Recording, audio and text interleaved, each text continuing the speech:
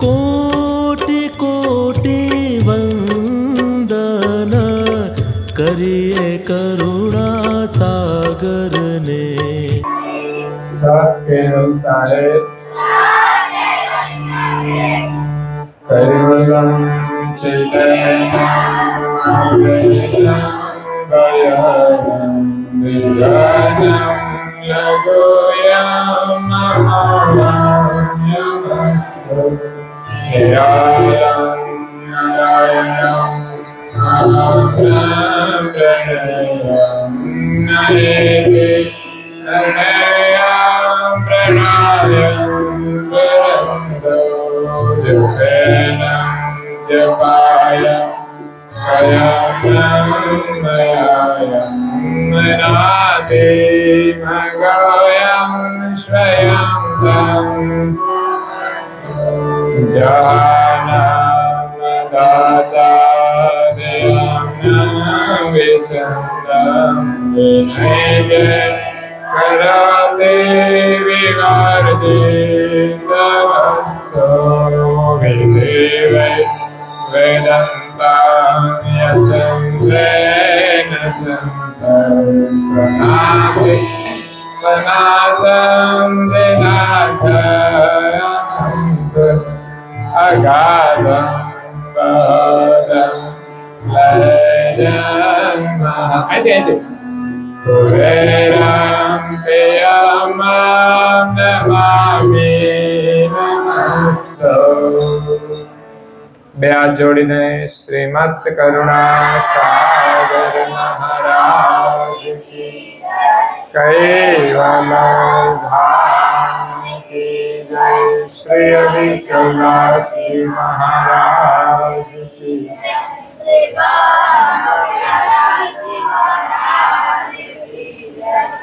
सत केवल साहेब आजू बाजू सौने सत केवल साहेब। ज्ञान संप्रदायना अध्यस्थापक कैवल वेत्ता परम विशेष अंश परम गुरु श्रीमद करुणासागर महाराजनी असीम कृपा अने बाल बालिका आनंद शिविर में आवेला बाळकोना माता पिताना आशीर्वाद थी तेमज अहींया शिविरनी अंदर सेवा आपी रहेला शिक्षक भाई बहनों अने रसोडानी अंदर सेवा आपनार बहनों तथा आ शिविरना तमाम खर्च माटे सेवा सहयोग करनार दाताओना सहयोग थी आ शिविर अमारी खूब सारी रीते संपन्न थई छे। आजे बाल आनंद शिविरनो समापन दिवस अने समापन सत्र छे। आजे वैशाख सुद पूर्णिमा छे, साथे साथे बुद्ध पूर्णिमा छे, साथे बे मंदिरनो पाटोत्सव छे। परम गुरु श्रीमद करुणासागर मंदिर गुरुगादी सारसापुरी अने बीजू परम गुरु करुणासागर मंदिर जेठोली जेमनो पाटोत्सव आवती काले छे पण आजे आपणे उजवी रह्या छीए। अने त्रीजो प्रसंग छे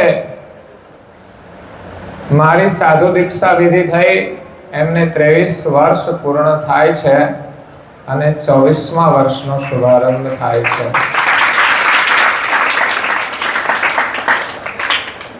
दीक्षानो अर्थ छे संस्कार।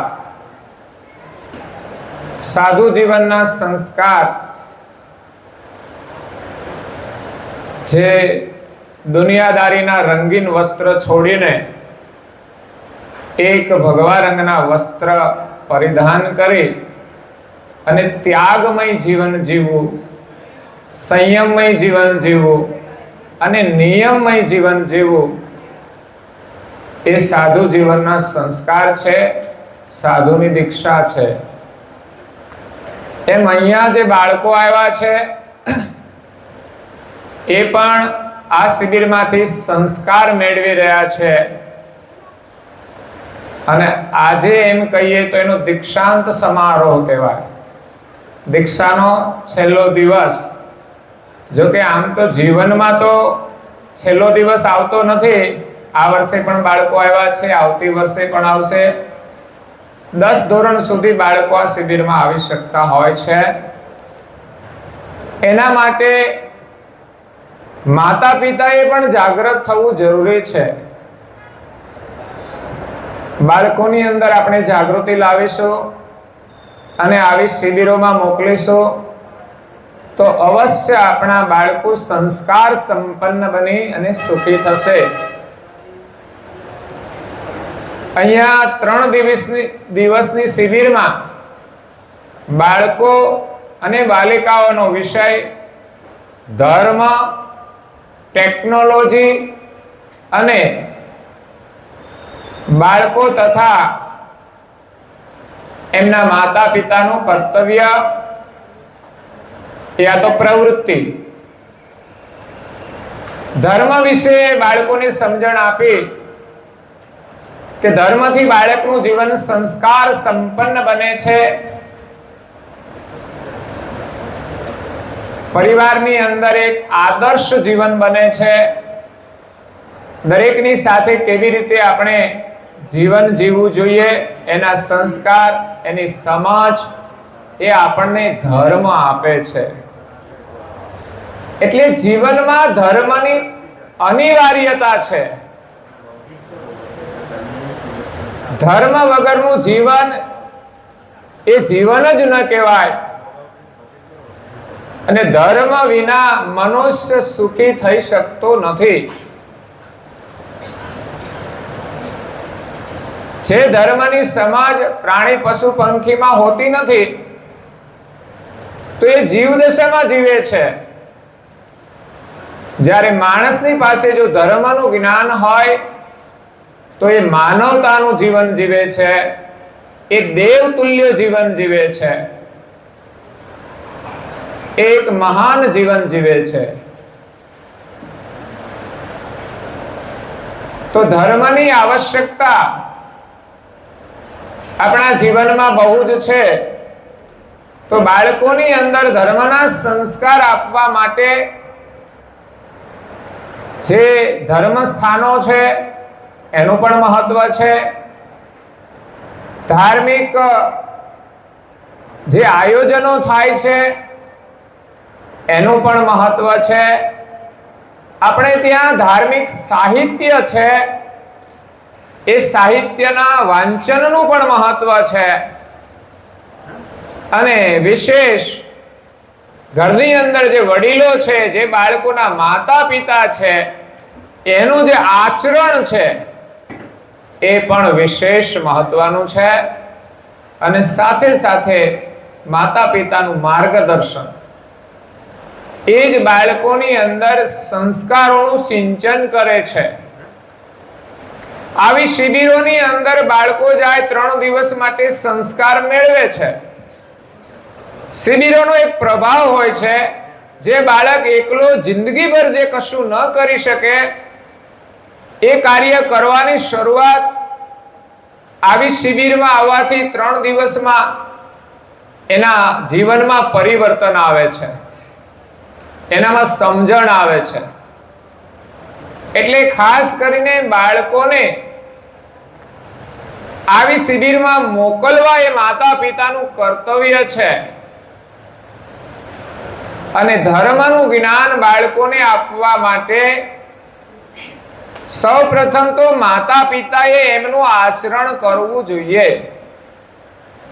અહીંયા 3 દિવસ રહે છે, બાળકો ઘરે જઈને પૂજા કરશે, પણ ઘરમાં જે વડીલ હોય એ પૂજા ના કરતા હોય તો બાળક અઠવાડિયા 10 દિવસ 15 દિવસ પછી બંધ કરી દે. જો બાળક આપણા ઘરમાં પૂજા કરવાની શરૂઆત કરે તો બાળકના માતા પિતાએ ધ્યાન આપીને એને સહયોગ આપવો જોઈએ. તમારે એમની સાથે બેસવું જોઈએ, તમારી સાથે એને બેસાડવા જોઈએ. એટલે હું ઘણીવાર આગ્રહ રાખું છું કે આપણા ઘરની અંદર દરરોજ સમૂહ ઉપાસના ન થઈ શકે તો કંઈ નહીં, પણ અઠવાડિયામાં એકવાર રવિવાર જે આવે, બાળકોને રજા હોય તો માતા પિતાએ એના ધર્મના સંસ્કાર ઉપર ધ્યાન આપીને રવિવારે એમની સાથે પ્રાર્થના કરવી જોઈએ. અઠવાડિયામાં એકવાર તમે એની સાથે બેસીને કરશો તો પણ બાળકોને એ પ્રાર્થનાના સંસ્કાર આવી જશે.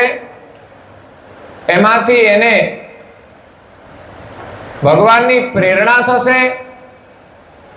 આગળ જતા એ પ્રાર્થનાઓને સમજીને પોતાના જીવનને સમૃદ્ધ કરશે, સુરક્ષિત કરશે. ધર્મ મનુષ્યને સુરક્ષિત રાખે છે.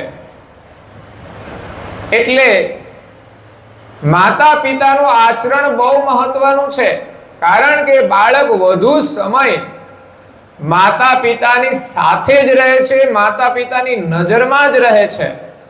અને એમાંય ખાસ કરીને માતાનું સાનિધ્ય વધારે હોય છે. પિતા કામકાજ ઉપર ગયા હોય, માતાઓ ઘરે હોય, પણ વર્તમાન સમયમાં બહેનો પણ નોકરી કરે છે, ત્યારે બંને બહાર જતા હોય છે. તો બાળકોની કાળજી રાખવી બહુ જરૂરી છે. મેં કહ્યું કે સાહિત્ય એ બહુ જરૂરી છે. પરમ ગુરુએ ધર્મના જ્ઞાન માટે 15 ગ્રંથો બનાવ્યા છે, બહુ જ આધ્યાત્મિક છે. પણ એ સિવાય આ જગતની અંદર જે મહાન પુરુષો થયા, અવતારી પુરુષો થયા, એમના જીવન ચરિત્રો પણ સામાજિક જીવન માટે બહુ જ પ્રેરણારૂપ છે. જેમ કે રામાયણ, તો રામાયણની અંદર રામનું જીવન ચરિત્ર છે, સાથે સાથે એની સાથે જે કોઈ જોડાય છે, એના સંપર્કમાં આવે છે, એ બધાના ચરિત્રનો એમાં આપણને બોધ મળે છે. એક પિતાનું કર્તવ્ય શું છે એ પણ રામના જીવનમાંથી મળે છે. તો માતા પિતાના માટે આદર્શ રામ છે અને કૌશલ્યા છે. પુત્ર તરીકેનો આદર્શ એ પણ રામમાંથી મળે છે. તો પિતા દશરથની આજ્ઞા માટે તેઓ વનવાસ જાય છે. શું કરે છે? તો માતા પિતા તમને કોઈ પણ કામ સોંપે તો કરવું જોઈએ કે નહીં? તમને વનમાં નથી મોકલતા, પણ કઈ બજારે કામ લેવા માટે મોકલે તો જવું જોઈએ કે નહીં? ઘરમાં પાણી માંગે તો ઊભા થઈને આપવું જોઈએ કે નહીં? કે પછી તમારે જ બેઠા બેઠા માંગવાનું? તો માતા પિતાની આજ્ઞાનું પાલન કરવાની પ્રેરણા રામના જીવનમાંથી મળે છે. એક આદર્શ પત્ની કેવી હોય એ સીતાના જીવનમાંથી મળે છે. દરેક લોકોએ ત્યાગ કર્યો છે બીજાના માટે, એમણે પોતાના સુખનો ત્યાગ કર્યો છે. તો અહીંયાથી આપણે એવા સંસ્કાર લઈને જવાનું છે કે આપણે બીજાને સુખ આપીએ, બીજાને મદદરૂપ થઈએ. જો આપણે કોઈને મદદ કરીશું તો કોઈ આપણને પણ મદદ કરશે. અને કોઈને મદદ કરવાથી, કોઈ તો મદદ કરે છે, પણ એથી વિશેષ ભગવાન પણ આપણને મદદ કરે છે. એ તો બધું ધ્યાન રાખે છે. એટલે ખાસ રામાયણ આપણને આદર્શ જીવન જીવતા શીખવાડે છે. એક ભાઈનું કર્તવ્ય. વનવાસ તો રામને મળ્યો છે, લક્ષ્મણને મળ્યો, પણ છતાંય રામની સાથે એ વનમાં જાય છે, એની સેવા માટે, એની મદદ માટે. રામ શક્તિશાળી હતા, છતાં પણ લક્ષ્મણ એની સાથે જાય છે. લક્ષ્મણ જાય છે તો એમની પત્ની ઘરે રહે છે, તો એમની પણ એક તપસ્યા છે. ભરતને ગાદી આપે છે, છતાં પણ એ ગાદી લેતા, અને અત્યારે ગાદી માટે લોકો લડે છે, કાવા દાવા કરે છે, એકાબીજાના ખૂન કરી નાખે છે.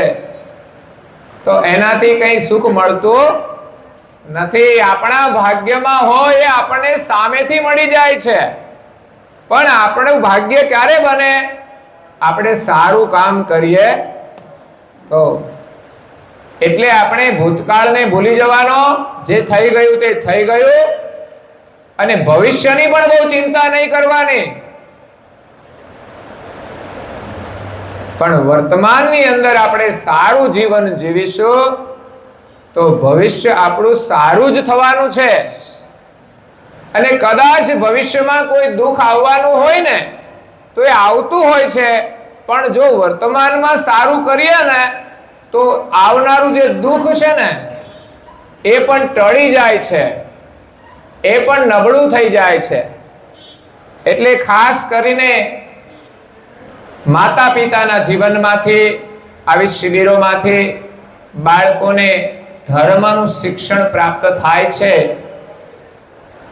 બીજું છે ટેકનોલોજી.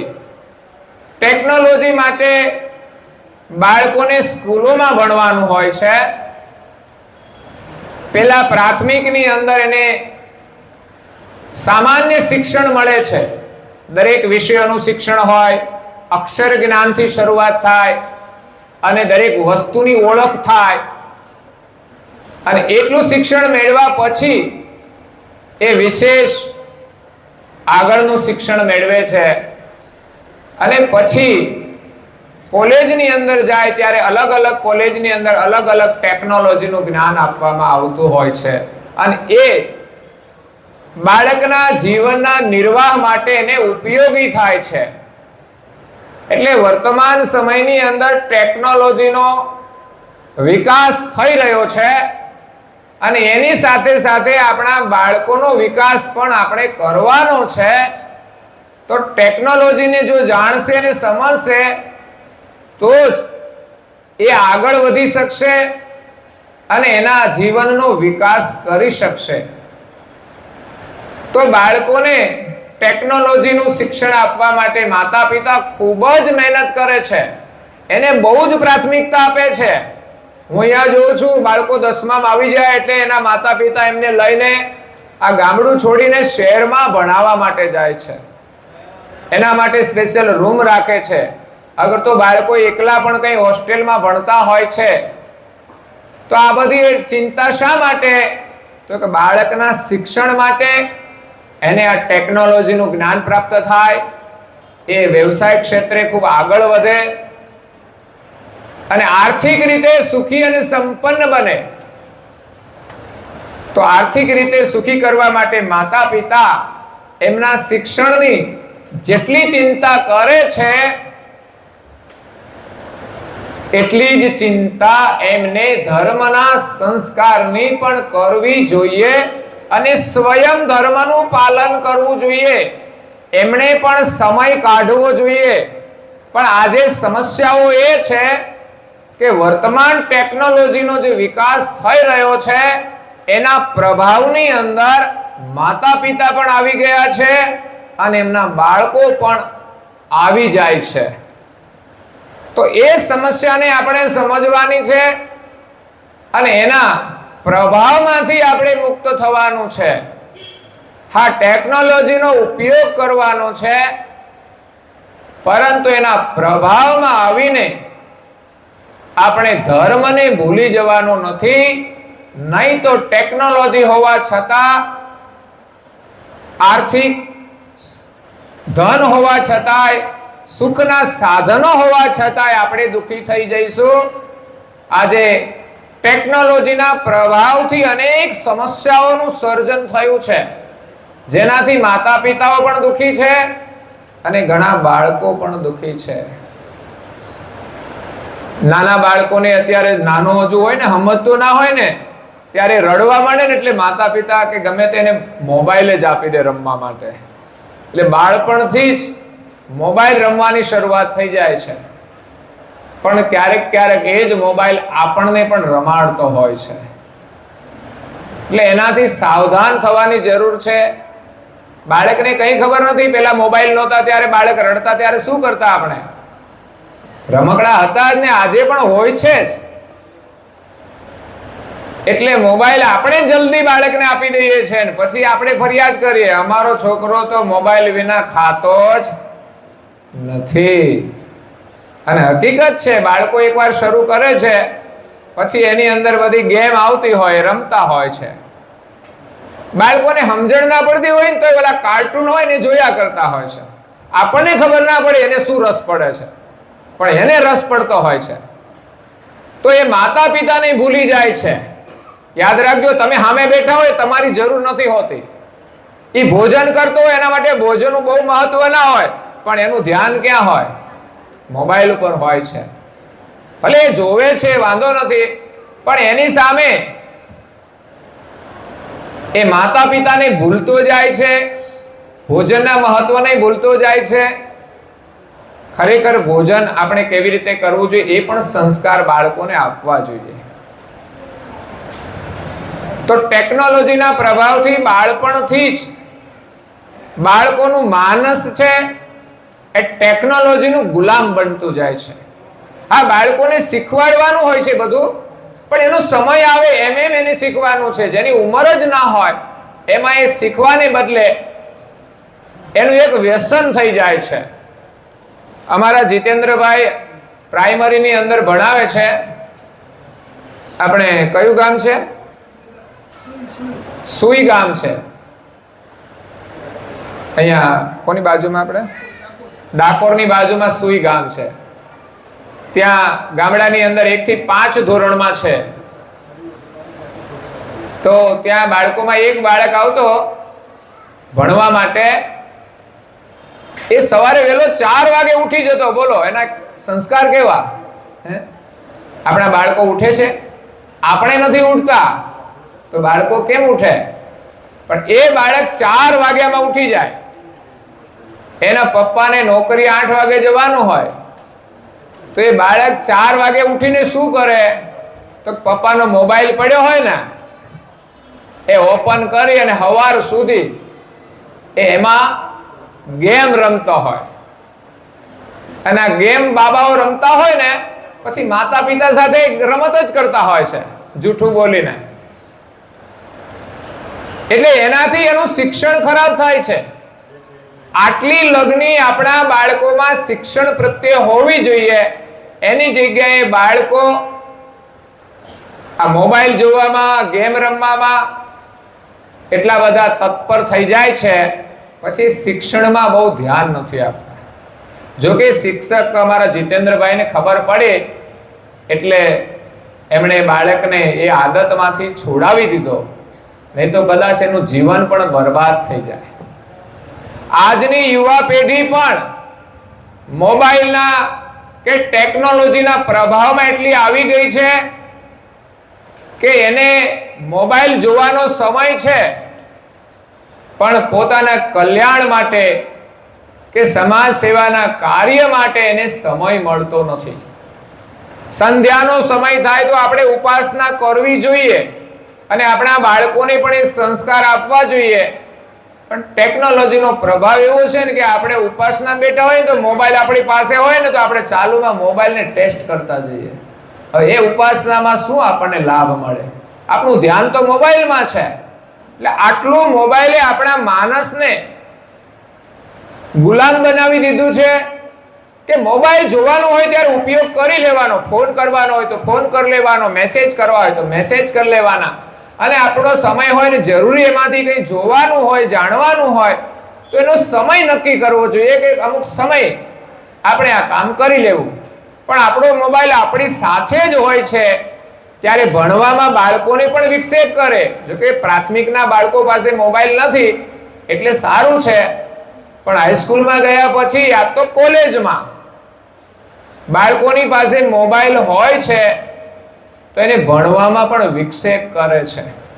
વિદેશની અંદર તમે જાઓ તો ત્યાં એલાવ નથી હોતા બાળકો માટે મોબાઈલ, અને નોકરી કરે એને માટે પણ એલાવ નથી હોતા. ઘણા લોકોને ત્યાં તો કંપનીમાં જ ના લાવવા દે, અગર તો ત્યાં ઓફિસમાં કઈ જમા કરી દે.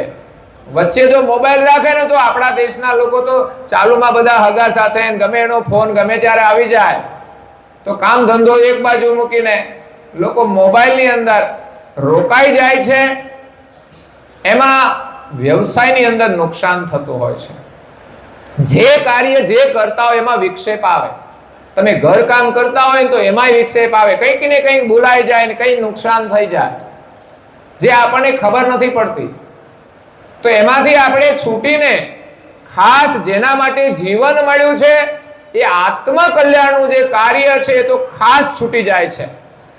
આજે ટેકનોલોજીના પ્રભાવથી લોકોનું માનસ એવું થઈ ગયું છે બહિર્મુખ કે એને પ્રાર્થના કરવામાં રસ જ નથી પડતો. એટલે આ સાધનો છે એ વર્તમાન સમય માટે આવશ્યક છે. જેટલી પણ ટેકનોલોજી છે, અમે બધી ઘણી વાતો કરી કે ટેકનોલોજીની બહુ જરૂર છે. તમે બધા અહીં સુધી ઝડપથી આવી ગયા છો, અહીંયા તમે સાંભળી રહ્યા છો, આ બધું ટેકનોલોજીનું માધ્યમ છે. લાઈટ એક દિવસ નહોતી તો અમારા બાળકો અકળાઈ ગયા. વ્યવસ્થા તો કરી છે ટેકનોલોજીની, એસી પણ લગાવી દીધા બધા રૂમોમાં, દાતાઓએ સહયોગ આપ્યો, પણ પાવર ના હોય તો આપણે બધી બહારની વ્યવસ્થા કરીએ છીએ, પણ એક દિવસ આનો પાવર જતો રહેશે તો બધું આમનું આમ જ પડ્યું રહેશે. એટલે ટેકનોલોજીનો વિવેકથી ઉપયોગ કરજો. એમની પાછળ આંધળી દોટ ના દેશો કે એના પાછળ ગાંડા ના થશો. આજે ટેકનોલોજીના સાધનો છે, જરૂરિયાત માટે છે, પણ લોકોના માટે સ્ટેટસ બની ગયું છે. મારી પાસે તો સ્માર્ટફોન જોઈએ. અત્યારે મેરેજ સંબંધ જોડાય ને, એન્ગેજમેન્ટ, તો શરૂઆતમાં તો પહેલા એને મોબાઈલ આપવો પડે, પછી એમઆઈ નો આપ્યો હોય તો પછી પસંદ ના કરે કે મારે તો આઈફોન જોઈશે. આજથી જો આ શરૂઆત થઈ જાય ને સમજવાનું, એ જીવનમાં કોઈ સુખ આવશે. વસ્તુમાંથી જ્યારે અંતર પડવા માંડે ને ત્યારે સમજવાનું લોકોને વ્યક્તિનું મહત્વ રહેતું નથી. વ્યક્તિએ જે આપ્યું તે મારા માટે પ્રેમની પ્રસાદી કે પ્રતીક છે, બસ. પછી ભલે ને ગમે તે સામાન્ય વસ્તુ હોય, કોના તરફથી આવી છે, કયા નિમિત્તે આવી છે, એ બધું એક બાજુ કરે. મારું તો આ જોઈએ, મોઢું બગાડીને બેસે. હવે આ લગ્ન થયા પછી આ જ સમસ્યાઓ છે. એટલે માણસની જે ટેકનોલોજી જીવનની ઈચ્છાઓ છે ને, એ માણસને દુખી કરી દે છે. એટલે અહીંયા જે બાળકો આવ્યા છે સંસ્કાર મેળવવા માટે, એ પણ આના શિકાર ન બને. બાળકોએ પણ ધ્યાન આપવાનું છે, અને સાથે સાથે એમના માતા પિતાએ પણ ધ્યાન આપવાનું છે. વધારે પડતો જ્યારે મીડિયાનો ઉપયોગ કરે છે, પછી ટીવી હોય, મોબાઈલ હોય કે બીજા કોઈ સાધનો, ગાડી, આ બધું છે. એમાં ગાડીનો પ્રભાવ હોય છે. ગાડી આપી જાય એટલે રખડ્યા જ કરે. કામ ના હોય તો ગાડી લઈને નીકળી જાય, પેલી શેરીમાંથી પેલી શેરીમાં. એમના કોઈ હગા રહેતા હોય પણ નવા શોધી કાઢે. એટલે આ સાધનો આપણને ગુમરાહ કરે છે, અને બાળકોનું જે ચિંતન છે એ નકારાત્મક બની જતું હોય છે, હિંસાત્મક બની જતું હોય છે. તો એની જે એકાગ્રતા છે, એનું જે સ્વાસ્થ્ય છે, એના ઉપર એની અસર પડતી હોય છે. તો ટેકનોલોજીથી લાભ પણ થાય છે. ધર્મના સંસ્કાર, ધર્મનું જ્ઞાન, એ પણ આપણને ટેકનોલોજીથી સરળતાથી મળી જાય છે. તો આપણા બાળકોને 15 મિનિટ આ ધર્મનું જ્ઞાન આપણે આપવું જોઈએ. એને સાથે બેસીને આપણે એને સંભળાવવું જોઈએ, સત્સંગ સંભળાવવા જોઈએ, કોઈ ભજન સંભળાવવું જોઈએ, યા તો તમારે ભજન ગાવું જોઈએ, બાળકને શીખવવું જોઈએ. આ બાળકોને જો તમે અત્યારે શીખવો તો બધું આવડી જાય. આપણા ઘરમાં ભજન વાગવા જોઈએ, તો બાળકો સાંભળશે તો એને ખ્યાલ આવશે કે આને ભજન કહેવાય. નહીં તો ફિલ્મના ગીતો જ સાંભળતા રહેશે ને તો ફેશનના ગુલામ થઈ જશે. પછી તો અનેક પ્રકારની હેર સ્ટાઇલ કરશે ફેશનમાં, અને એમાં જ અરીસામ જોયા કરશે. કપડાની પણ ફેશનો હોય છે. તો વર્તમાન સમય પ્રમાણે આધુનિક પરિવર્તન ભલે આવે, પણ ખાસ બાળકોને આપણા તરફથી જે આપવું જોઈએ એના માટે માતા પિતાઓએ જાગૃત થવું જોઈએ. એટલે 15 મિનિટ તમારા ઘરની અંદર કોઈ પણ ધાર્મિક પુસ્તકોનું અધ્યયન થવું જોઈએ. પહેલા વ્યક્તિગત રીતે કરો અને પછી સમૂહમાં કરો. જો બાળકોને ધર્મનું જ્ઞાન આપશો તો એનામાં સંસ્કાર આવશે. આજે બાળકોને માત્ર સગવડ જ આપવામાં આવે છે, પછી બાળકોની અંદર સહનશીલતાનો વિકાસ થતો નથી. તમે જેવી સેવા આપો ને સગવડ, પછી પત્ની બધું એટલું બધું ના કરે તમારા જેટલું, તો એની હારે પ્રોબ્લેમ ઊભા થઈ જાય. માતા બાળકોની બહુ સેવા કરે, પણ ખરેખર બાળકોને સહન કરતા પણ શીખવવું જોઈએ. અહીંયા 3 દિવસ આવવું હોય તો ઘણા બાળકો ના આવે. અહીં તકલીફ તો કઈ જ નથી, માત્ર રહેવાનું છે નિયમમાં. તો ઘણા બાળકો એનાથી ગભરાય છે, કારણ કે આદત કઈ જુદી છે અને હવે એને બદલવાની છે. રખડવાની આદત છે, ગમે તેમ બોલવાની આદત છે, ઝઘડવાની આદત હોય, કે જે જીવન જીવતા હોય એમાંથી બહાર નીકળી અને આવા કાર્યોની અંદર જોડવા જોઈએ અને આપણે પણ જોડાવવું જોઈએ. તો બાળકોની અંદર સંસ્કારોનું સિંચન થાય છે. દયા આવે, ક્ષમા આવે, સેવાનો ભાવ જાગે. અહીંયા બાળકોને સેવા કરાવવામાં આવે છે. સામાન્ય હોય છે, બાળકોને એની જાતે બધું કરવાનું હોય. એટલે ટેકનોલોજીથી આપણને શિક્ષણ મળે છે, સામાજિક જગતનું જ્ઞાન મળે છે, અને ધર્મ એ આપણને ટેકનોલોજીને યોગ્ય રીતે વાપરતા શીખવે છે અને આપણા જીવનને પણ યોગ્ય રીતે જીવતા શીખવે છે. અને ધર્મનો ઉદ્દેશ તો માત્ર ને માત્ર પરમેશ્વરને જાણવા, પરમેશ્વરને પામવા એ મુખ્ય ઉદ્દેશ છે. પણ સામાજિક રીતે સુખી થવા માટે પણ ધર્મનું યોગદાન મહત્વપૂર્ણ છે. એટલે જેટલું ધર્મને મહત્વ આપીશું, એનું ગૌરવ રાખીશું. આજે ગૌરવ હોવું જોઈએ, એના માટે સમય કાઢવો જોઈએ. આજે વૈશાખ પૂર્ણિમા છે, બુદ્ધ પૂર્ણિમા છે, પરમ ગુરુનો પાટોત્સવ છે. તો આપણામાં ગૌરવ હોય તો આપણે સવારે વહેલા ઉઠી જઈએ, પ્રભાત ફેરીમાં જઈએ, પછી આપણા ઘરમાં યા તો મંદિરમાં આપણે પરમ ગુરુની પ્રાર્થના કરીએ, કપાળમાં તિલક કરીએ. આ ગૌરવ છે. સત્સંગ સાંભળીએ, આ ગૌરવ છે. પછી આ કાર્યક્રમ ચાલી રહ્યો છે, એમાં આર્થિક રીતે સેવાનો સહયોગ, એ પણ આપણું ગૌરવ છે. આ બધું તમારા દ્વારા જ થાય છે. તમને એક અવસર મળે છે, તમને ગૌરવ થાય કે આ અવસરની અંદર મને સેવાનો લાભ મળ્યો. લોકો તનથી આપે છે, એ પણ ગૌરવ છે. પોતાના મનને જોડે છે, તો એ પણ ગૌરવ છે. અને આપણું ધન એમાં વપરાય, એનું પણ એક ગૌરવ છે. નહીં તો આ બધું અહીંયા પડ્યું રહેશે અને આપણે ચાલ્યા જઈશું. તો ધર્મ, ટેકનોલોજી અને એની સાથે બાળકો અને માતા પિતાનું વર્તન કેવું હોવું જોઈએ, એના માટે ખાસ આ વિષય લેવામાં આવ્યો છે બાળકોના માટે. તો શાળાઓની અંદર તો એમને શિક્ષણ આપવામાં આવે છે, એની અંદર પણ બોધપ્રદ શિક્ષણ હોય છે, પણ આજે એમાંથી એટલો બોધ લેતા નથી. વિશેષ બાળકો ટેકનોલોજીના પ્રભાવમાં આવીને એના ગુલામ બની જાય છે.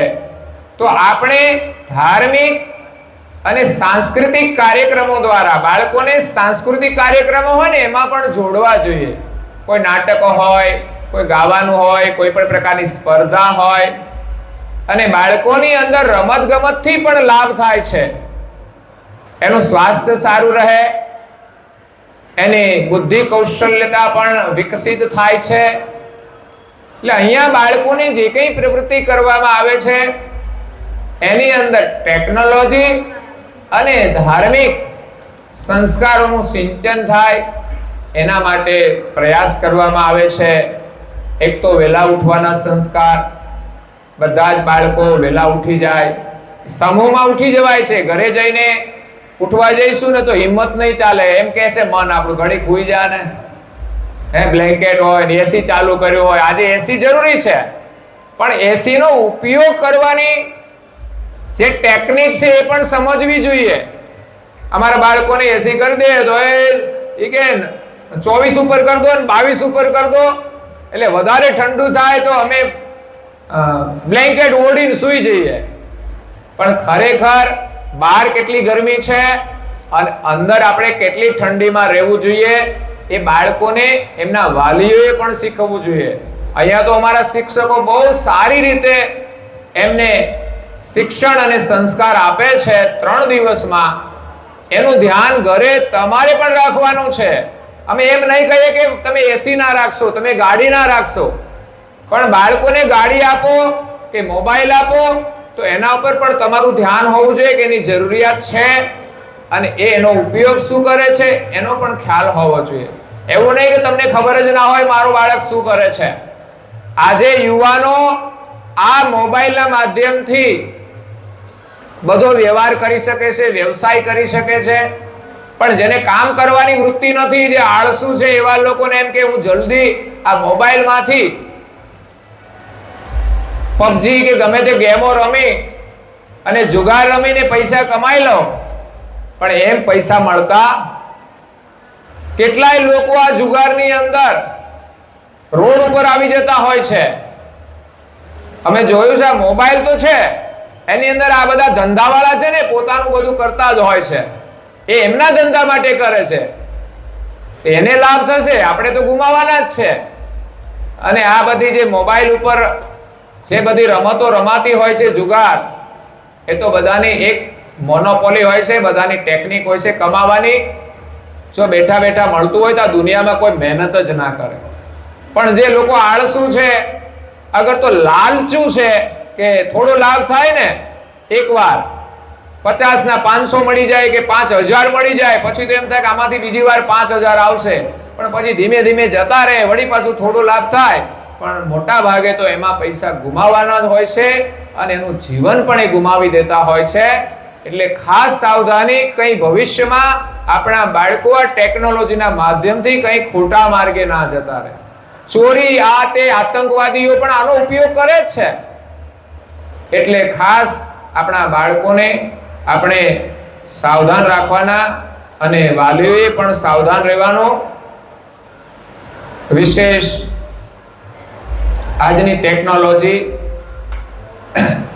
એમાં ધર્મ આપણને જીવનની દિશા આપે છે, ટેકનોલોજી આપણને જીવનની વ્યવસ્થા આપે છે, અને માતા પિતા અને બાળકોનો જે વ્યવહાર છે એ પોતાના હાથમાં છે.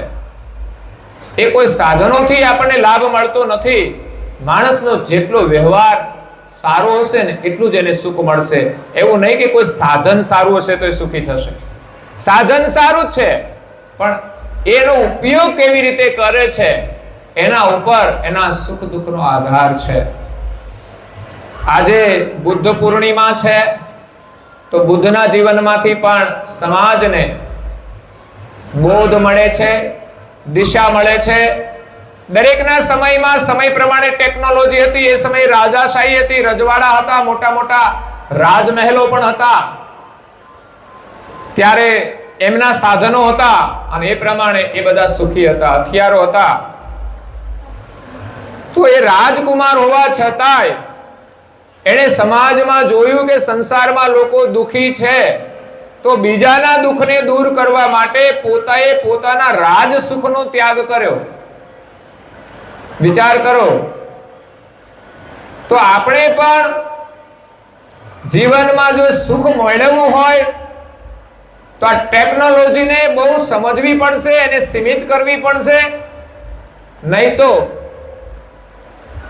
એ પણ આપણો ભોગ લઈ લેશે, સુખ નહીં આપે. એટલે બુદ્ધે પોતાના રાજ સુખનો ત્યાગ કરીને યોગ કર્યો, સાધના કરી અને એમણે જીવનનું સાચું સુખ મેળવ્યું છે. બીજાના દુઃખોને એમણે પોતાની સાધનાના બળથી દૂર કર્યા છે, પોતાના વિચારોના બળથી દૂર કર્યા છે, પોતાના બોધથી એમણે બીજાના દુઃખને દૂર કર્યા છે. એટલે આપણા જીવનમાં મહત્વ છે શાંતિનું. બુદ્ધે ભૌતિક સુખનો ત્યાગ કરી અને શાંતિ મેળવી, અને આપણે શાંતિનો ત્યાગ કરી અને સુવિધાની પાછળ દોડીએ છીએ. બસ ફરક આટલો છે. આપણે શું કરીએ? સંપત્તિ પાછળ દોડીએ છીએ, સુવિધા પાછળ દોડીએ છીએ, પણ શાંતિનો વિચાર કરતા શાંતિ ક્યાંથી મળશે? ધર્મ દ્વારા મળશે શાંતિ. મળશે ધ્યાન દ્વારા. શાંતિ તમારા ભીતરમાંથી મળશે, શાંતિ તમારા સ્વભાવમાંથી મળશે, શાંતિ તમારા સદગુણમાંથી મળશે.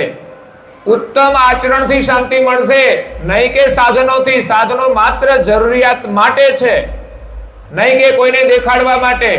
આજે લોકોને એવું ભૂત ભરાઈ ગયું છે કે બસ સાધનો કેવા લાવો કે દુનિયામાં એમ લાગવું જોઈએ કે હું સુખી છું, મારી પાસે આ વસ્તુ છે, મારી પાસે આવું છે મકાન, આવી ગાડી, આવો મોબાઈલ. એ બધું ઠીક, જરૂરિયાત હોય તો વાપરો, પણ શાંતિ મેળવવા માટે જો આ બંગલાની અંદર વહેલા ઉઠીને ભજન નહીં કરો તો શાંતિ નહીં મળે. સારા ગ્રંથોનો અધ્યયન નહીં કરો તો તમને સારા વિચાર નહીં મળે. અને જીવનમાં જો કોઈ સત્કર્મ નહીં કરો તો પુણ્ય પણ નહીં મળે. અને પુણ્ય વિના કોઈ માણસ સુખી થતો. સારું કામ હંમેશા કરવું જોઈએ, કોઈને પણ મદદરૂપ થવું.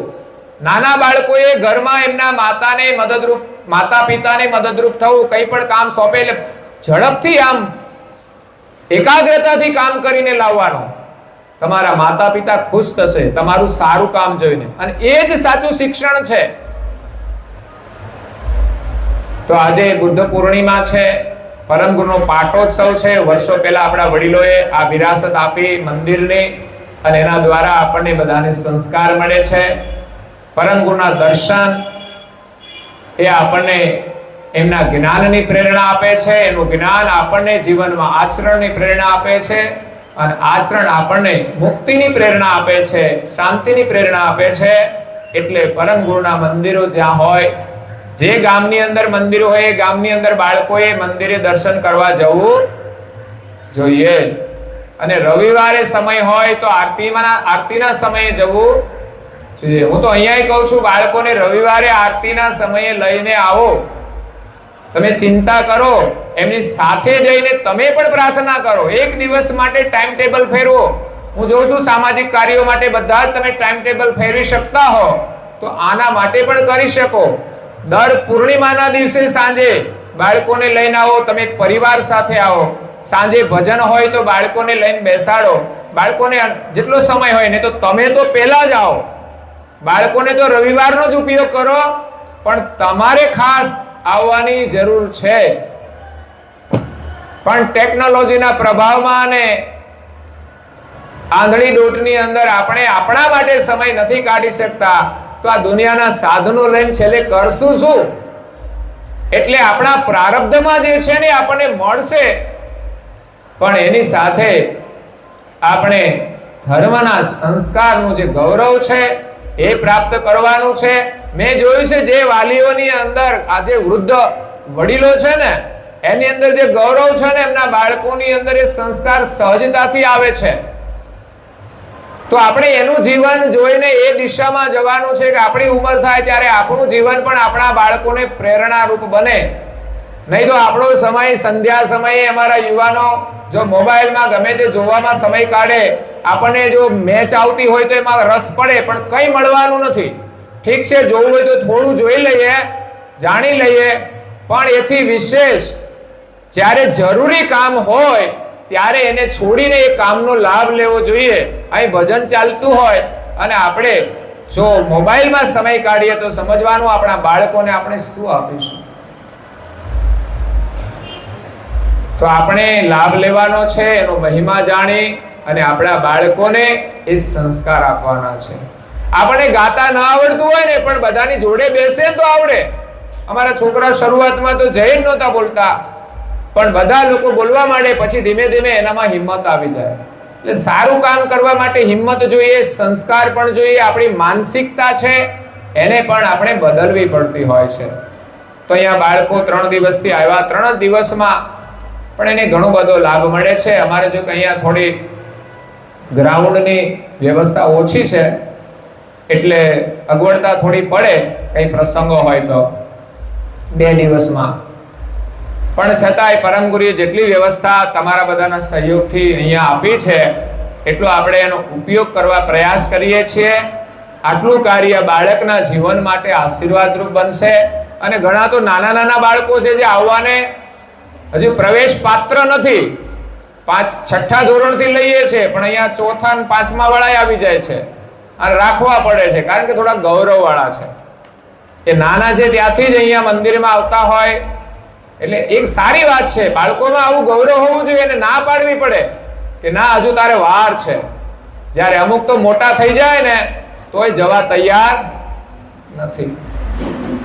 એટલે અહીંયા બાળકોને સવારે વહેલા ઉઠાડી યોગ કરાવ્યા. ખાસ બાળકો ધ્યાન રાખજો, તમે યોગ કરજો, તમારું શરીર સારું રહેશે, મજબૂત રહેશે. અને વર્તમાન સમયની અંદર આપણું શરીર મજબૂત હોવું જરૂરી છે, નહીં તો બીમારીઓ એટલી બધી આવી છે ને કે બધું હોવા છતાંય આપણે દુખી રહીશું. એટલે કોઈની સાથે કઈ સંઘર્ષ થયો હોય, ખોટા લોકો કોઈને મારતા હોય તો એને રોકવા માટે પણ આપણામાં તાકાત હોવી, એટલે શરીરને સ્વસ્થ રાખવા આપણામાં જાગૃતિ હોવી જોઈએ. ભણવા માટે પણ જરૂરી છે. તમે યોગ કરશો તો તમારામાં સ્ફૂર્તિ આવશે, તમારી બુદ્ધિ તેજસ્વી બનશે.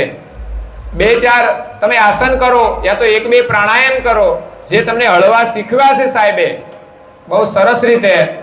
અને એમાં ઓછામાં ઓછું 5 વાર સૂર્ય નમસ્કાર કરો તો બધો વ્યાયામ થઈ જાય.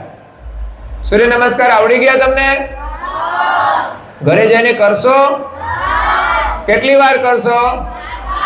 5 વાર. કેટલા લોકો કરશે? જે કરવાના હોય ને હાથ ઊંચો કરજો, બીજા કરે ને આપણે કરવું એવું નહીં. બધા કરશો, પછી ભૂલી ના જતા. જો પાળશો ને તો જ લાભ થશે. તો તમે જીવનમાં નીચે હાથ રાખો. એકવાર તમે સંકલ્પ કરે હું આટલું કરીશ, તો ફરી પણ તમે કંઈ કરવા માટે સંકલ્પ કરશો ને મારે આટલું કરવું છે તો થશે. પણ અહીંયા સંકલ્પ લીધો કે હું 5 વાર કરીશ અને પછી કરે નહીં, તો તમે ત્યારે જરૂર હશે ને કે મારે આ કરવું છે, તો તમારાથી થશે. સંકલ્પ બળ હોવું. આપણા દેશના પ્રધાનમંત્રી સંકલ્પ કરે કે મારે આ કરવું છે તો કરે જ છે, ગમે તે પરિસ્થિતિમાં કરે છે, કેટલી મહેનત કરે છે. જો એક વડાપ્રધાન આખા દેશ માટે એટલી બધી મહેનત કરતા હોય તો આપણે પોતાના માટે કે આપણા પરિવાર માટે કરવી જોઈએ કે નહીં? તો વહેલા ઉઠશો, યોગ કરશો, પ્રાર્થના કરશો, પૂજા કરશો, મંત્રની માળા કરશો, તિલક કરશો. જેટલા બોલે છે ને એટલા મન લાગે છે કરશે. જેટલા મૌન બેઠે છે ને એને થોડો મંદ ભાવ લાગે છે. અવાજ પણ નીકળવો જોઈએ, અંદરથી ગૌરવ નીકળવું જોઈએ. તિલક કરવું ને સંસ્કાર છે અને ધર્મનું ગૌરવ છે, શરમાવાનું નહીં. આજે તો કેટલી જાતની ફેશનના વાળ કાપે છે. એક છોકરાને મેં પૂછ્યું આવા વાળ તે આને કેવા કહેવાય? તો વન સાઈડ. પછી આપણે બધા વન સાઈડ થઈ જાય, મા બાપે વન સાઈડ થઈ જાય. મેં કે આના પૈસા કેટલા લે? મેં કે ક્યાં કપાવ્યા? મને કે બાલાસિનોર. મેં કે આના કેટલા લે? તો 70 રૂપિયા. આ 2 વર્ષ થઈ ગયા, હજુ તો વધી ગયા હશે કદાચ. એટલે એમાં ઘણી વાર તો મેં નાના છોકરા જોયા છે ને જેને ખબર જ ના હોય ફેશન, એના ફેશનના વાળ હોય. એ કોણે કપાવ્યા હશે? તો કે એના માતા પિતાએ. એના માતા પિતા કપડા લાવે ને તો એવા ફેશન ના લાવે. હા, વર્તમાન સમય પ્રમાણે કપડા હોય, પણ બાળક એની જાતે પછી ફેશન તો શીખી જશે. આપણે તો એને ઋતુ અનુસાર કેવા કપડા જોઈએ એવા એને કપડા પહેરાવા જોઈએ, સંસ્કૃતિના કપડા પહેરાવા જોઈએ. આપણી બાલિકા હોય તો એને પણ એવા વસ્ત્રો વિશેષ આપણે પસંદ કરવા જોઈએ. એની ઉંમર થશે, એનો સમય થશે, પછી એને સ્વતંત્રતા મળશે, સમજીને કરશે બધું. પણ નાની ઉંમરમાં આપણે એમના માટે કેવા વસ્ત્રો જોઈએ એનો પણ માતા પિતા જ ખ્યાલ રાખી શકે છે. તો અહીંયા આપણે સમય થાય છે, તો બાળકો અહીંયા ઘણું બધું શીખ્યા છે. ઉદ્બોધનની અંદર ટેકનોલોજી, ધર્મ અને માતા પિતાના કર્તવ્ય વિશે એમણે જાણકારી મેળવી છે. ત્યાર પછી અમારા રાજુભાઈએ નેમીના 9 નિયમ વિશે પણ થોડી સરળ સમજ આપી. બધા બાળકોએ કંઠી પહેરી છે. ઘરે જઈને પણ તૂટી જાય તો માતા પિતા કાળજી રાખે કે એને એક દિવસ પણ કંઠી વગરનું ન રાખે. જેમ કપડા ના હોય તો તમે લાવી આપો છો, કપડા વગર ના ચાલે, એમ કંઠી, તિલક આ તમારે કરી અને કરાવવાનું છે. પ્રાર્થના, ઉપાસના બધું બાળકો અહીંયા સરસ રીતે પૂજા કરે છે.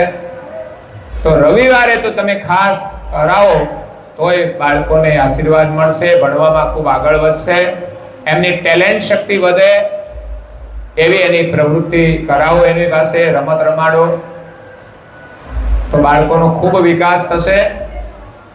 આ શિબિર આનંદ માટે છે બાળકોના, પણ કેવો આનંદ? યોગ, પૂજા, પ્રાર્થના, સત્સંગ, રમત ગમત, ભોજન, પ્રસાદ, દરેકની અંદર એક સાત્વિક આનંદ, એટલે બાલ આનંદ શિબિર. બાલ આનંદ શિબિર અહીંયા કંઈક એક વિશેષ આનંદ આપવામાં આવે છે. અને આ શિબિર એટલે સેવા, સદભાવના અને સમૂહતાનો ત્રિવેણી સંગમ છે.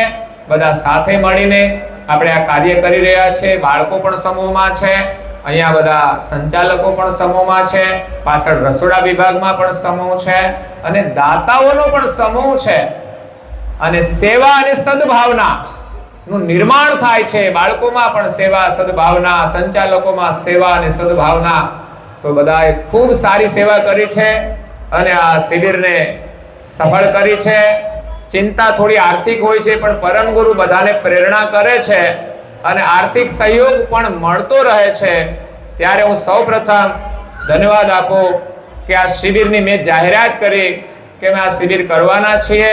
એમાં એક ટાઈમના ભોજનની સેવા 5000 રૂપિયા છે, બીજા ટાઈમની 5000 અને નાસ્તાની 2000. એ રીતે 5 દિવસમાં 60-70 નો ખર્ચ થતો હોય છે. એ સિવાયનો અન્ય ખર્ચ સાથે તો આખું બજેટ 1 લાખ રૂપિયાનું છે. તો સામેથી જ એક મેસેજ આવ્યો વનોડા પરબિયાથી કે આપણા ગામના ડાહિયાભાઈ, બાબરભાઈ, બિન જીવાભાઈ અને હરખાબેન ડાહિયાભાઈ જે આ સિંહાસન એમના તરફથી આવ્યું છે, સોલાર સિસ્ટમની સેવા પણ એમણે આપી છે અને મહીબીજ ઉપર પણ એમણે સેવા આપી હતી. દરેક કાર્યક્રમોની અંદર એનું સેવાનું યોગદાન છે. એમણે એમના દીકરાએ રાકેશભાઈ ડાયાભાઈએ કહ્યું કે આખા શિબિરની અંદર 1 લાખ રૂપિયા મારા તરફથી હું બાળકોની સેવામાં અર્પણ કરું છું. ભલે અહીંયા નથી, પણ અહીંથી આપણે એને શુભકામનાઓ આપીએ છીએ. ભગવાને એને સમૃદ્ધિ ખૂબ આપી છે અને એનાથી પણ વધારે આપે, અને આપ્યા પછી આપણે સારા કાર્યમાં વાપરીએ એ જ મહત્વનું છે. નહીં તો મળે છે બધાને પ્રારબ્ધ પ્રમાણે, પણ વપરાય છે ભગવાનના આશીર્વાદથી સારા કાર્યમાં તો આપણને આશીર્વાદ મળે છે. અને બીજા બધા દાતાઓના નામ મેં લખ્યા છે. 5-5 હજારની સેવાઓ આ શિબિરની અંદર એમણે આપી છે. એટલે આ શિબિર અમારે આજનો સમાપન દિવસ છે, એ પણ સાથે છે. અને એની અંદર પરમ ગુરુનો પાટોત્સવ છે, મારો દીક્ષા દિવસ છે, 31મો પાટોત્સવ છે અને 24મો દીક્ષા દિવસ. એની પણ ભોજન પ્રસાદી બધી સાથે જ છે. એટલે એ સેવા છે. અને અહીંના દાતાઓએ જે શિબિરમાં સેવા આપી છે, બધાને મળીને અમે આ બધો ખર્ચ કરવાના કર્યો છે. તો બધાના સહયોગથી આ શિબિર અને આજનો કાર્યક્રમ છે એ પણ સફળ રહ્યો છે. આજનો કાર્યક્રમ પૂર્ણિમાનો એ પણ પરમ ગુરુના આશીર્વાદ છે. અને દીક્ષા દિવસની ઉજવણી એ પણ હું તમને બધાને શુભકામના પાઠવું છું.